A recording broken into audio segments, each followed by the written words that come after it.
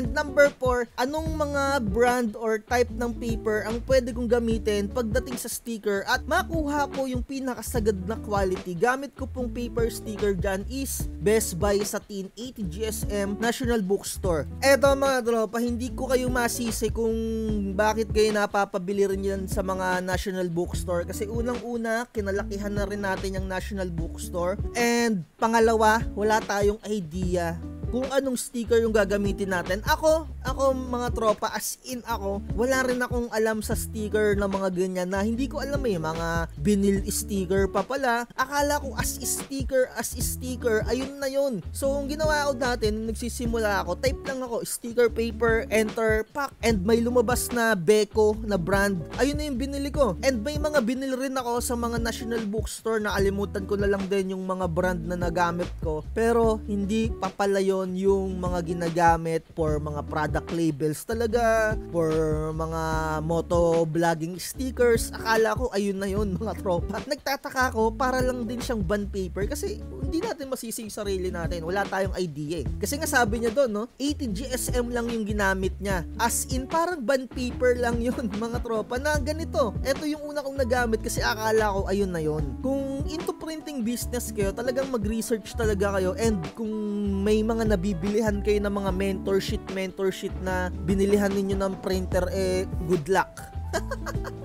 So eto sa mga sticker na pagpiprintan ninyo, the more na mas mahal yung sticker, the more na mas maganda syempre yung quality. Para sa akin ayun lang yung basihan ko. Pero nakadepende sa mga coating. Ano ba yung mga coating? Ayan yung mag-a-absorb ng mga ink dyan sa printer mo na mga nilalabas, diba? And number 1 na pinakamaganda talaga sa akin, sa experience ko, iTech talaga. Iba talaga yung quality niya when it comes sa coating niya, and dun sa backing paper niya, talagang okay na okay. And pangalawa, yung Yasen. Yung Yasen na bago, yung super premium nila na Yasen, talagang ayun lang yung kasangga ako sa paggawa ng mga stickers. And syempre, may mga tinatawag din tayo na mga photo stickers. Ito naman yung ginagamit sa mga product labeling para medyo makamura ka. So type mo lang dito, photo stickers. Usually QWAF yung lalabas dito kasi ito yung pinakamaganda na nagamit ko talaga. Kinumpare ko na sa iTech, sa Yasen. QWAF talaga yung nag-stand out using photo sticker. Ano naman to photo sticker? Para siyang photo paper na manipis na meron siyang adhesive na okay pang labeling. Okay din naman pang labeling yung mga vinyl sticker na ganito, pero syempre medyo pricey siya. And nasa sa inyo kung ano yung gusto ninyong gamitin. Explore nyo lang mga tropa, and comment down below kung meron kayong mga ibang katanungan pa para mag-improve yung mga ginagawa nyong mga craft or mga stickers na i-cater ninyo. And siguro nasagot na natin yung katanungan netong tropa natin, as in sinagot natin ng medyo, sabihin natin medyo mabilisan lang, at sa tingin ko naman may intindihan ninyo yon. Sa mga gusto mag-avail ng mga templates niyan mga tropa, or mga Canva Pro or Canva bundles, message nyo lang ako sa ating Facebook page. SciTV, Print and Cut, same lang din ng YouTube channel natin. And etong machine niya na Epson 3250,